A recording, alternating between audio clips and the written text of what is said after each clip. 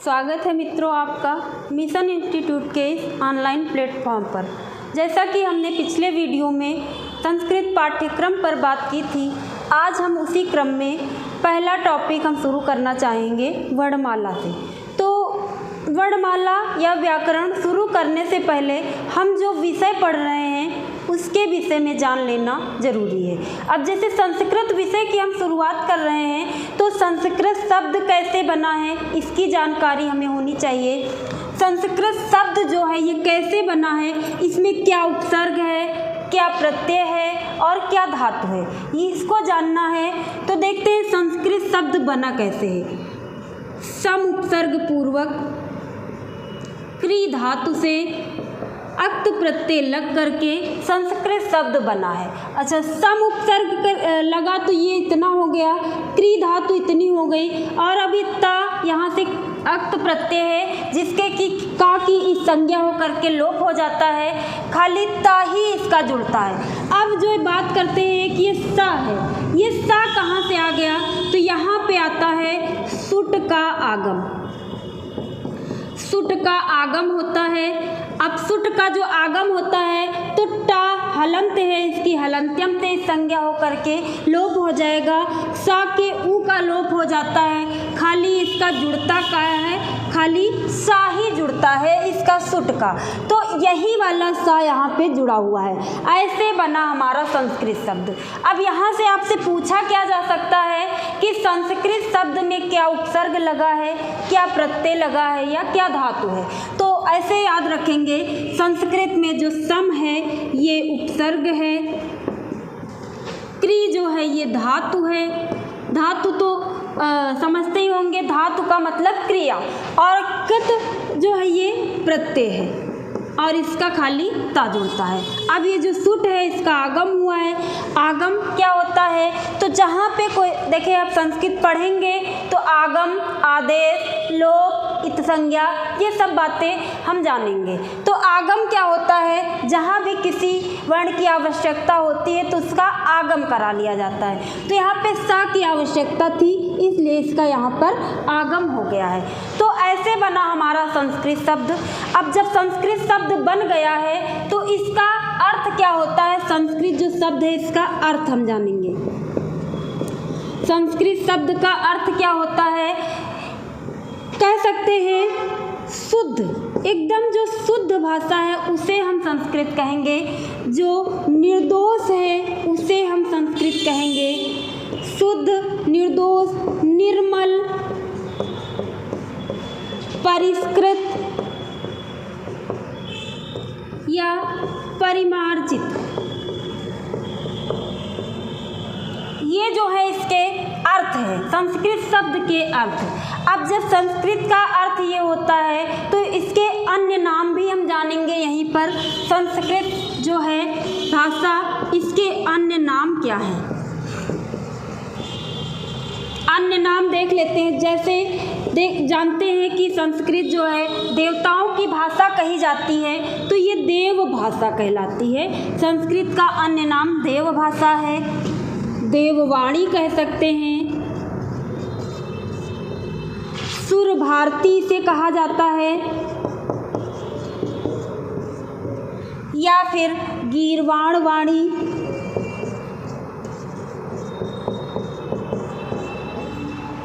या फिर एक अन्य नाम गीर्वाणगी, ये इसके अन्य नाम है। अब देखेंगे यहाँ से हमें क्वेश्चन कैसे मिलेगा, तो आप देखेंगे जूनियर का जो सुपर टेट हुआ है अभी, वहाँ पे यहाँ से क्वेश्चन बना है कि पूछा गया था ऐसा कि निम्नलिखित में से संस्कृत का अन्य नाम नहीं है, संस्कृत का अन्य नाम नहीं है। 3 यहाँ से दे दिए गए, एक कोई दूसरा दे दिया गया, तो ऐसे प्रश्न बनता है। आपके टेट में भी बन सकता है, सुपर टेट में भी बन सकता है, क्योंकि जूनियर का सुपर टेट ही हुआ था जहाँ पे ये क्वेश्चन बना था। तो संस्कृत का अर्थ ये हुआ शुद्ध, निर्दोष, निर्मल, परिष्कृत, परिमार्जित, और अन्य नाम हुए देव भाषा, देववाणी, सुर भारती, गीर्वाणवाणी या गीर्वाणगी, ये अन्य नाम हो गए। अब जो संस्कृत हम पढ़ना कहाँ से शुरू हुआ है, तो कहा जाता है कि पहले प्राचीन काल में जो है बोलचाल में संस्कृत का प्रयोग किया जाता था, यानी साधारण जन की बोलचाल की भाषा संस्कृत थी, लेकिन अब केवल ये किताबों में रह गई है। तो यहाँ पे अब हम इसके बाद देख लेंगे, संस्कृत तो देख लिए, अब हमको पढ़ना क्या है। देखिए साहित्य पे तो अभी हम बात नहीं कर रहे हैं, जब साहित्य पे बात करेंगे तो वहाँ पे हम देखेंगे कि कहाँ से इसकी शुरुआत हुई है, कैसे लिखना शुरू किया गया है, ये सब हम बात साहित्य वाले वीडियो में करेंगे। यहाँ पे सिर्फ हम व्याकरण की बात कर रहे हैं, तो देख लेते हैं व्याकरण। अब जैसे संस्कृत शब्द बना था वैसे ही व्याकरण शब्द बना है। व्याकरण शब्द का निर्माण कैसे हुआ इसको हम देख लेते हैं। तो इसमें भी उपसर्ग लगा है, जैसे संस्कृत में आपने देखा सम उपसर्ग लगा है, वैसे ही इसमें भी उपसर्ग लगा है। इसमें क्या उपसर्ग है, वे उपसर्ग है, फिर क्या है, आंग उपसर्ग है, दो उपसर्ग लगे हैं। आंग, आंग का जुड़ता है खाली आ, और उसके बाद आता है धातु। धातु क्या है इसमें, क्री धातु है। क्री धातु से ल्युट प्रत्यय जुड़ करके बनता है व्याकरणम। अब ल्युट जो है, ल्युट प्रत्यय का ला का लोप हो जाता है, लसक व सद्धिते से टा की संज्ञा होकर के लोप हो जाता है, तो खाली इसका बचता है यू, और यू बचता है। यू के लिए एक सूत्र आता है युवोर नाको। वह सूत्र क्या करता है, युवोर नाको सूत्र करता है यू को अन आदेश, ऊ को अक आदेश। उसी नियम से यहाँ पे यू को अन आदेश हो जाता है। अब अन आदेश हो गया तो ल्युट प्रत्यय ऐसा प्रत्यय है जो कि खाली नपुंसक लिंग शब्द बनाता है। तो नपुंसक लिंग शब्द बनाता है, इसलिए जहाँ कहीं भी अन जुड़ेगा तो वहाँ पे अनम रहेगा, यानी लास्ट में आपको हलंत वाला माँ जरूर मिलेगा। तो हम देखेंगे व्याकरण जो शब्द सही है, सही शब्द क्या है, व्याकरणम, क्योंकि व्याकरणम शब्द जो है वो नपुंसक लिंग है। और नपुंसक लिंग क्यों है, क्योंकि यहाँ पे ल्युट प्रत्यय लगा हुआ है। ल्युट प्रत्यय जहाँ कहीं भी लगेगा वो शब्द नपुंसक लिंग ही बनाता है। तो वी और आंग उपसर्ग है ये दोनों। क्री क्या है, ये धातु है। ल्युट क्या है, यह हो गया आपका प्रत्यय। तो ऐसे प्रश्न यहाँ से बन सकता है कि व्याकरण शब्द में उपसर्ग क्या है, तो वी और आंग ये दो उपसर्ग हैं, क्री धातु है, ल्युट प्रत्यय है। ऐसे निर्माण हुआ व्याकरण शब्द का। अब व्याकरण है क्या, इसको हम जान लेते हैं। तो इसको जानने के लिए संस्कृत में इसकी परिभाषा देखना है। व्याक्रियन्ते व्युत्पाद्यन्ते शब्दाः अनेन इति व्याकरणम। अब इसमें परिभाषा में क्या बताया गया है, व्याक्रियन्ते व्युत्पाद्यन्ते शब्दाः अनेन इति व्याकरणम, यानी ऐसा शास्त्र जिसमें शब्दाः व्युत्पाद्यन्ते, यानी जिसमें शब्दों की व्युत्पत्ति बताई जाए। ऐसा शास्त्र, ऐसा विषय जिसमें शब्दों की व्युत्पत्ति बताई जाए, वर्णों की उत्पत्ति बताई जाए, वह शास्त्र क्या कहलाएगा, व्याकरण कहलाता है। यह इस परिभाषा में लिखा गया है कि जिसमें शब्दों की उत्पत्ति बताई जाए वह शास्त्र क्या कहलाएगा, व्याकरण कहलाएगा। तो ये हो गई व्याकरण शब्द की परिभाषा। अब देखते हैं व्याकरण की शुरुआत कहाँ से हुई है। तो ऐसा कहा जाता है कि व्याकरण जो शुरुआत हुई है, व्याकरण के आदि वक्ता कौन है, तो कहा जाता है व्याकरण के आदि वक्ता ब्रह्मा है। ब्रह्मा ने सबसे पहले व्याकरण को कहा, किससे कहा, इंद्र से कहा। तो ब्रह्मा ने इंद्र से कहा, इंद्र से फिर इंद्र ने किससे कहा, इंद्र ने ऋषियों से कहा, ऋषियों ने फिर ब्राह्मणों से कहा, ब्राह्मणों ने फिर जनमानस को पढ़ाया व्याकरण। तो ऐसे व्याकरण का क्रम आता है। पूछा जाता है व्याकरण के आदिवक्ता कौन है, तो आदिवक्ता कौन है, ब्रह्मा है। और हम लोग कैसे पढ़ेंगे व्याकरण, किसके आधार पे पढ़ेंगे? तो हम लोग एक पाणिनि का ग्रंथ है अष्टाध्यायी, उसी के आधार पे संस्कृत व्याकरण का अध्ययन करेंगे। तो हम देखते हैं, पूछ लिया जाता है व्याकरण में त्रिमुनि का नाम आ जाता है, वो त्रिमुनि कौन है? तो यहाँ पे जान लेते हैं। व्याकरण के त्रिमुनि एक हो जाते हैं पहले नंबर पे पाणिनि, दूसरे नंबर पे हो जाते हैं कात्यायन और तीसरे नंबर पे आते हैं पतंजलि। यही तीनों लोगों को व्याकरण शास्त्र के त्रिमुनि कहा जाता है। यानी आप कह सकते हैं व्याकरण के त्रिमुनि पाणिनि, कात्यायन और पतंजलि। अब इनको त्रिमुनि क्यों कहा गया, ये भी कहानी हम जान लेते हैं। तो देखिए, पाणिनि ने सबसे पहले अष्टाध्यायी लिखा। अच्छा, पाणिनि के पूर्व में भी बहुत सारे व्याकरण शास्त्री हुए हैं जिन्होंने व्याकरण को लिखा है, और पाणिनि के बाद भी बहुत से लोगों ने व्याकरण लिखा है। लेकिन जो हमारे पाणिनि का अष्टाध्यायी है, यही सर्वमान्य है, यानी सब जगह यही से पढ़ा जाता है, यानी सिलेबस में यही निर्धारित रहता है। इसी के आधार पे अध्ययन अध्यापन कराया जाता है। तो पाणिनि ने लिखा अष्टाध्यायी लिखा। अष्टाध्यायी में इन्होंने क्या लिखा? सूत्र लिखा। अष्टाध्यायी में इन्होंने लिखा सूत्र। तो जो सूत्र थे कुछ तो सरल थे, जो जनमानस के समझ में आ जाते थे, लेकिन कुछ सूत्र बहुत कठिन थे जो कि लोगों के समझ में नहीं आ रहे थे। तो उन सूत्रों को सरल करने के लिए, और जो कुछ छूट गया था, देखिए कोई व्यक्ति लिखता है तो ऐसी बात नहीं है कि कुछ ना छूटे, वो सब कुछ लिख डाले। तो वही चीज़ हुआ, पाणिनि ने लिखा तो व्याकरण बहुत अच्छा, लेकिन कुछ विषय उनसे बच गए थे जो कि उनके दिमाग में ना आ पाए होंगे, उन्होंने नहीं लिखा था, या फिर कुछ चीज़ें बहुत अधिक कठिन लिख दी थी उन्होंने। उनको दूर करने के लिए कात्यायन आए। कात्यायन ने पाणिनि के अष्टाध्यायी का पूरा अध्ययन किया, पूरा उसको पढ़ा। उसमें उनको जो भी कमियां लगी, अष्टाध्यायी में जो कमियां लगी, उनको दूर करने के लिए इन्होंने लिखा वार्तिक। यानी अष्टाध्यायी में जो भी कमियां थी, जो भी कठिन विषय थे, उनको सरल करने के लिए कात्यायन ने क्या लिखा? वार्तिक लिखा। फिर पतंजलि आए। इन्होंने क्या किया? इन्होंने किया क्या कि पाणिनि के अष्टाध्यायी और कात्यायन के वार्तिक दोनों का गहन अध्ययन किया।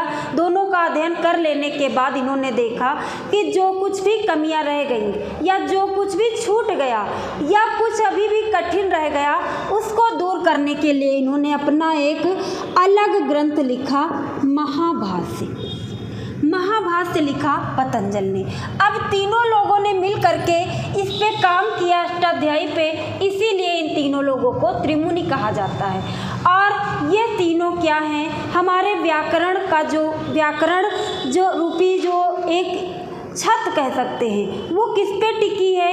इन्हीं तीनों लोगों पे टिकी है, पाणिनि के सूत्रों पर, कात्यायन के वार्तिक पर और पतंजलि के महाभाष्य पर। तो ये हमारे व्याकरण के स्तंभ कहे जा सकते हैं, इसीलिए इन तीनों लोगों का नाम त्रिमुनि में आता है। अच्छा, अब अष्टाध्यायी तो ग्रंथ है, इसमें इन्होंने लिखा सूत्र, तो इसलिए इनको कह दिया जाता है सूत्रकार, यानी सूत्रों को करने वाला सूत्रकार। सूत्र इन्होंने लिखे, इसलिए इनको सूत्रकार कहा गया। फिर कात्यायन ने लिखा वार्तिक, इसलिए इनको वार्तिककार कहा जाएगा, वार्तिककार कहा जाता है। अब वार्तिक क्या है? कोई अलग ग्रंथ नहीं है। वार्तिक जो है अष्टाध्यायी में ही इन्होंने जगह जगह पर उसी में ऐड कर दिया, उसी में लिख दिया। तो वार्तिक कोई आपको अलग ग्रंथ नहीं मिलेगा। वार्तिक अष्टाध्यायी में ही बीच बीच में जहाँ आवश्यकता थी वहाँ इन्होंने लिख दिया। महाभाष्य क्या है? ये तो अलग ग्रंथ इन्होंने लिखा है, इसलिए इनको कहा जाता है महाभाष्यकार। अब अष्टाध्यायी, वार्तिक और महाभाष्य तीनों लोगों ने लिखा, इसलिए ये तीनों लोग त्रिमुनि कहलाते हैं। अब देखते हैं, इन तीनों लोगों के बाद भी एक लोग का नाम आता है, जिनका नाम है भट्टोजी दीक्षित।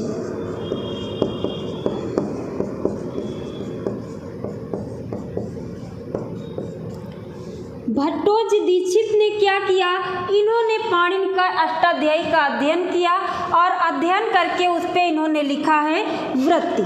वृत्ति का अर्थ होता है व्याख्या या टीका, इसलिए भट्टोजी दीक्षित को कहा जाता है वृत्तिकार। यानी इन्होंने अष्टाध्यायी पर वृत्ति लिखी, टीका लिखी, इसलिए इनको कहा जाता है वृत्तिकार। ये त्रिमुनि के अंतर्गत तो नहीं आते हैं, लेकिन इन्होंने वृत्ति लिखी है। त्रिमुनि में पूछा जाए तो पाणिनि, कात्यायन और पतंजलि, इन्हीं तीनों लोगों का नाम आता है। अब कात्यायन का कभी कभी दूसरा नाम दे करके पूछ लिया जाता है, तो इनका दूसरा नाम भी यहीं पे जान लेना है हमको। इनका दूसरा नाम है वररुचि।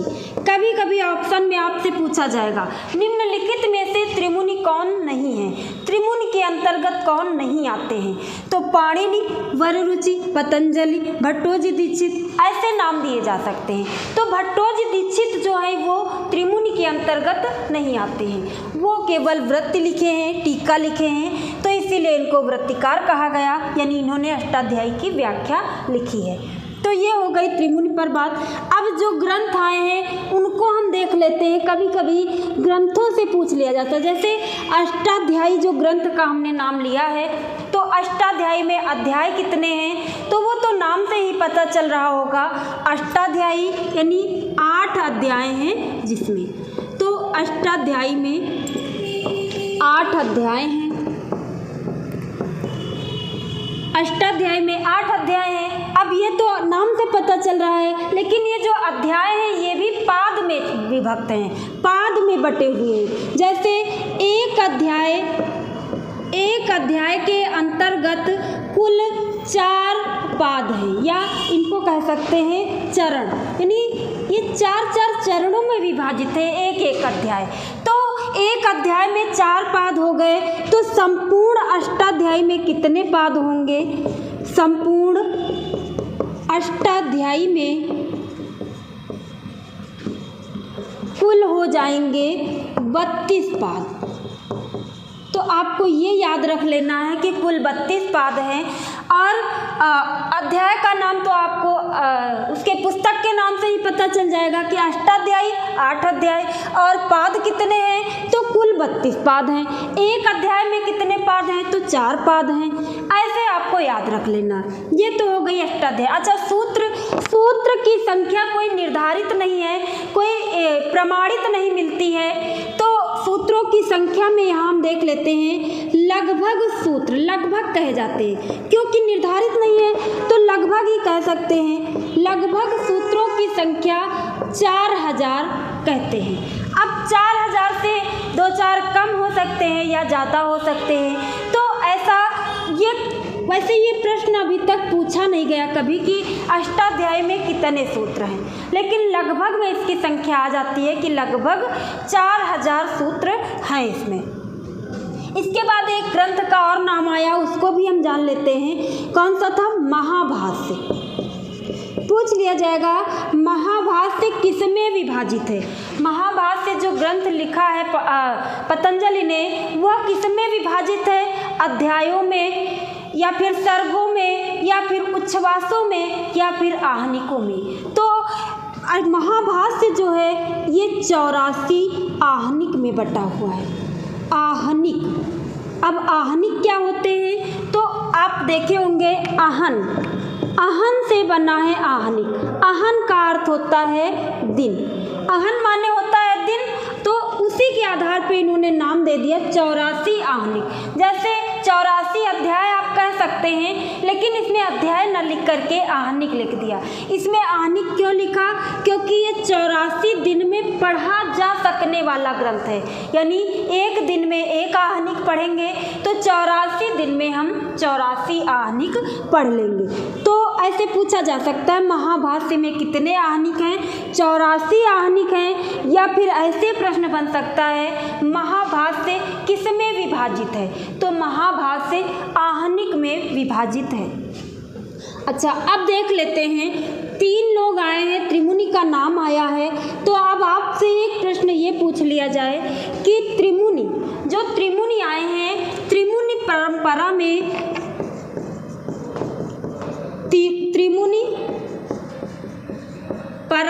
में किसका मत श्रेष्ठ है?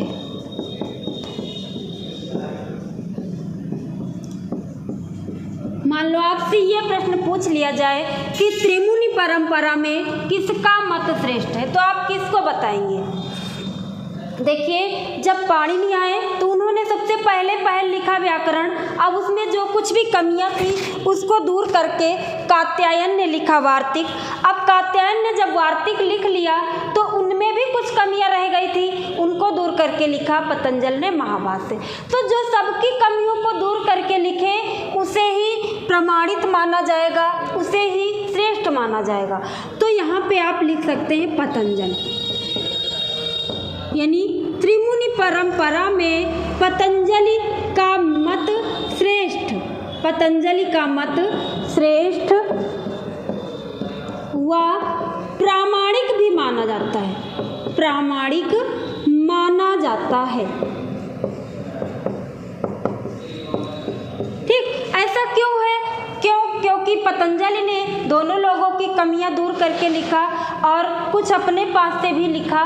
तो इस हिसाब से हम कह सकते हैं कि सबसे ज़्यादा प्रमाणित और सर्वश्रेष्ठ मत पतंजलि का है। अब ये बात हो गई त्रिमुनि पर। त्रिमुनि कौन है? पाणिनि, कात्यायन और पतंजलि। अब इसके बाद हम शुरू करेंगे अपनी वर्णमाला। वर्णमाला क्या है? हमारे संस्कृत की वर्णमाला क्या है? तो आप कह सकते हैं माहेश्वर सूत्र जो है वही हमारे संस्कृत की वर्णमाला है। माहेश्वर सूत्र क्या है देख लेते हैं।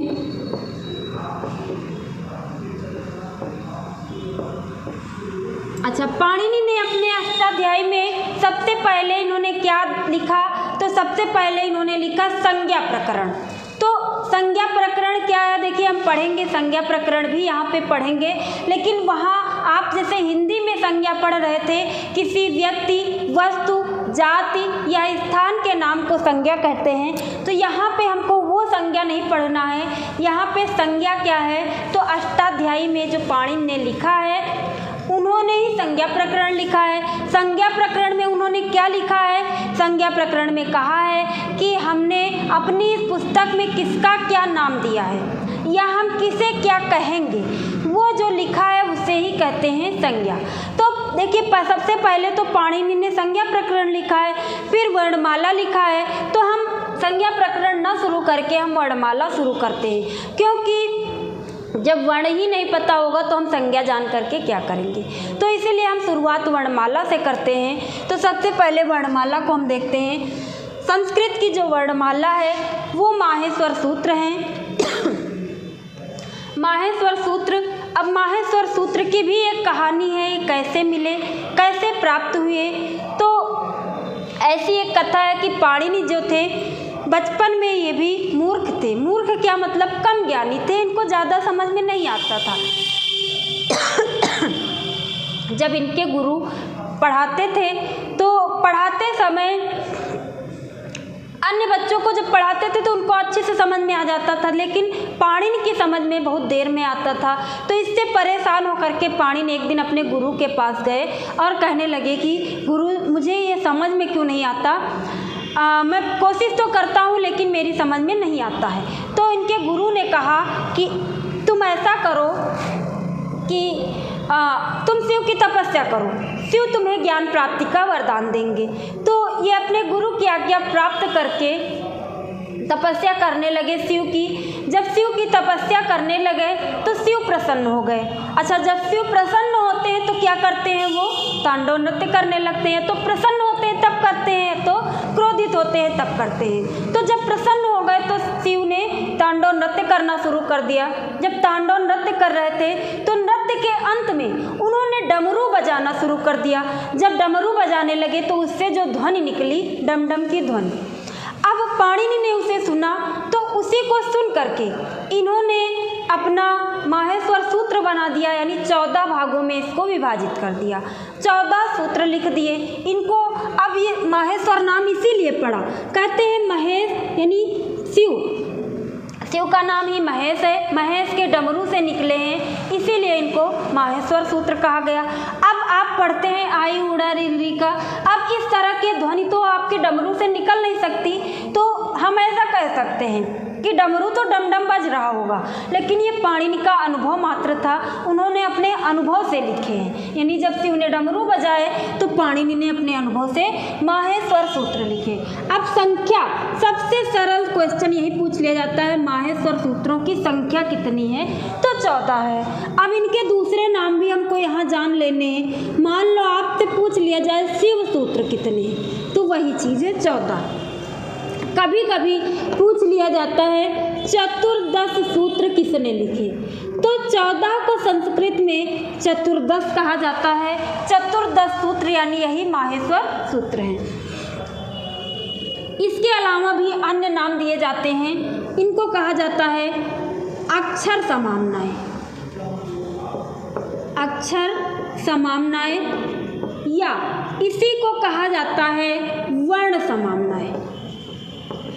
अब देखिए ये नाम क्यों दिया गया, अक्षर समाम्नाएं या वर्ण समाम्नाएं नाम क्यों दिया गया? तो ये नाम इसलिए दिया गया क्योंकि पूरी वर्णमाला इसमें समाहित है, पूरे अक्षर इसमें समाहित हैं, इसीलिए इसको कहा गया अक्षर समाम्नाएं या वर्ण समाम्नाएं। तो आपसे चाहे जिस नाम से पूछे, इसकी संख्या आपको 14 ही बतानी है। माहेश्वर सूत्र 14, शिव सूत्र 14, चतुर्दश सूत्र 14, वर्ण समाम्नाएं 14, अक्षर समाम्नाएं 14। अच्छा, ऐसे भी प्रश्न पूछा जाए कि पाणिनि ने वर्णमाला को कितने भागों में विभाजित किया, तब भी 14 ही लिखना है ना, 14 ही भागों में विभाजित किया। अब कौन से हैं सूत्र, उनको हम देख लेते हैं। अ ई उ दा, दूसरा हो जाएगा री री क, तीसरा है ए ओ अंगा, चौथा है ऐ औ च। फिर पांचवा देख लेते हैं हा या व र ट। छठवां है फिर ल अणा। सातवां है ञ म अंगा अड़ा ना और मा। आठवां है झ भा ञ। नौवां है घ ढ ध स। फिर 10वां है ज ब ग ड द श। उसके बाद देख लेते हैं 11वां सूत्र है ख फ छ ठ थ च ट त व। 12वां है क प य। उसके बाद 13 है श स स और र। सबसे लास्ट में आता है 14वां सूत्र, जिसको कहते हैं ह और ल। अब ये 14 सूत्र लिखे गए हैं। इन 14 सूत्रों में पूरी हमारी संस्कृत की वर्णमाला इसी में समाहित है। अब ये जो सूत्र लिखे गए हैं, इनको इतने क्रमबद्ध तरीके से लिखा है पाणिनि ने। सबसे पहले आपको स्वर मिल जाएंगे, यानी प्रारंभ से लेकर के चौथे सूत्र तक आपको स्वर मिलेंगे। फिर उसके बाद 5वें और 6वें सूत्र में आपको अंतस्थ वर्ण, यानी यहाँ से यहाँ तक अंतस्थ वर्ण मिल जाएंगे। फिर उसके बाद वर्ग के 5वें अक्षर लिखे हैं, फिर वर्ग के चौथे अक्षर, फिर तीसरे अक्षर, उसके बाद आते हैं दूसरे अक्षर, फिर प्रथम अक्षर, और सबसे लास्ट में इन्होंने लिखा है ऊष्म वर्ण।